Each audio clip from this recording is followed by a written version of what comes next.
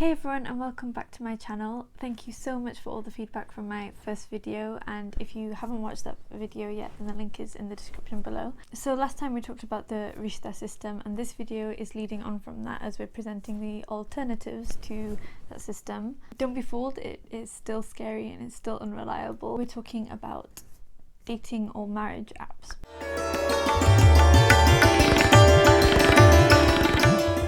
So I used Valentine's Day to ask my Instagram about their experiences on these apps. So before I get into the rest of this video, I owe a huge thank you to everybody who contributed. And if you want to be part of the discussion next time, then make sure you follow me on Instagram at BitterSweetFull. So since we're talking about apps as an alternative to the Rishta system, I'm going to start off by talking about which apps actually allow you to find people who may match the criteria that your parents are looking for.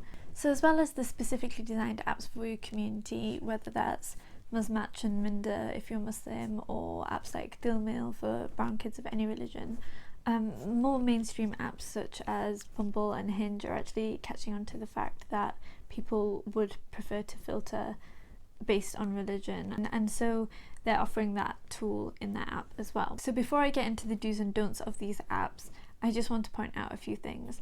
First of all, just because it's a Muslim specific app does not mean that people on there are necessarily going to be as serious as you expect them to be, and it also doesn't mean that you're going to be immune from being asked for inappropriate pictures or asked inappropriate things. If you have any experiences on these apps which match up to anything that I'm about to say, then please comment below or send this to your friends who have been through this as well. Another point to remember is that the same uncertainty that comes with the Rishta system is there in the apps, because you have no contact with these people.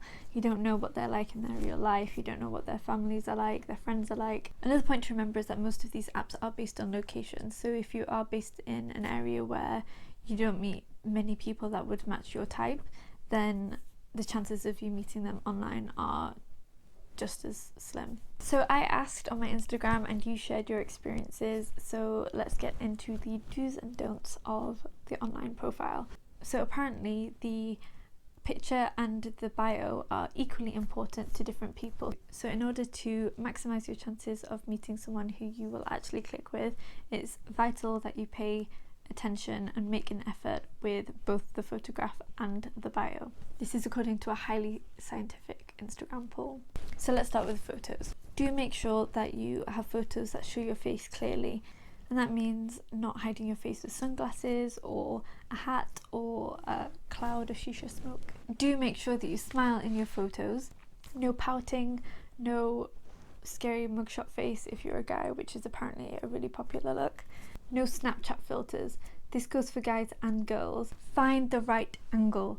This goes specifically for the guys. Girls tend to find their angles quite early on in life, or they have friends who tell them what their angles are slightly less early in life. Guys, photos from below are never flattering. Do you realise that this is the angle that girls use when they're sending photos that they intend to be ugly to their friends? All it looks like is that you accidentally opened your phone camera on selfie mode and decided to upload that photograph for some reason. Another one is the transformer. Why are all of your photographs of a car? Were you lost and trying to find your place to Facebook Marketplace? Are you the car? Is this BMW going to morph into a human that is actually going to be able to have a relationship? Do upload pictures of yourself alone. No group photos, because that's just confusing, and by the time we work out which one is actually you, we've probably already seen that one of your friends is better looking. And no pictures with kids, because I get that you're trying to show that you're good with kids, but why are you not protecting this child's privacy? And why are you using this child to get cuffed? Not cool. My final tip for the photos is to make sure that you have one which shows who you are in a different context. So that might be a place that you've travelled to, a hobby that you have, or even what you're like at work. If someone has this in common with you, it's a great way to start a conversation. But do you know what's even easier to start a conversation? The bio. Which is why my number one don't for the bio is ask me. What am I supposed to ask you about? You have given me no further information. You've given me nothing to start a conversation about. All this says is that you can't carry a conversation because you don't like words, or that you think that your photos are enough. Are you that confident? really. Now, another don't for the bio is to use jokes that you have googled.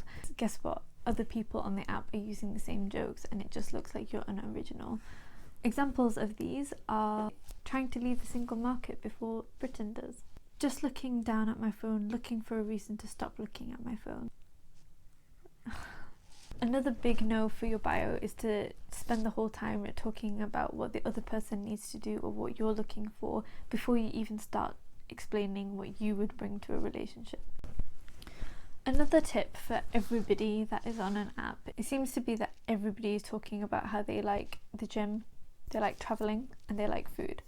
And I'm pretty sure everybody likes travelling and everybody likes food. And it seems like everybody except me likes the gym, but travel can mean so many different things, so maybe talk about a couple of your favourite places rather than just the fact that you like travelling. A bougie hotel experience in Dubai is very different from a backpacking trip across Europe, so be specific about what kind of travel you do like to do, because that says so much more about your personality and will be a lot easier to find somebody who is compatible with that. So final point before I wrap up this video is just to make sure that everybody stays safe, and if you do actually match with someone that you like and you start messaging them, then make sure that they're not a catfish before you start sending any personal information, any photos, or even before you start getting emotionally attached. And after you watch this video, make sure that you check out my Instagram poll about whether you think the Rishta system or online dating is more reliable.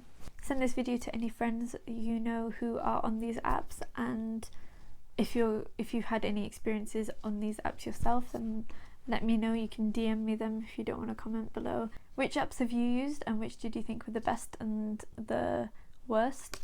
What's your funniest experience or weirdest experience? Let me know. And also, because this is my second video, I'm going to say like, comment and subscribe, and please share with anybody else that you know who will be interested. See you next time.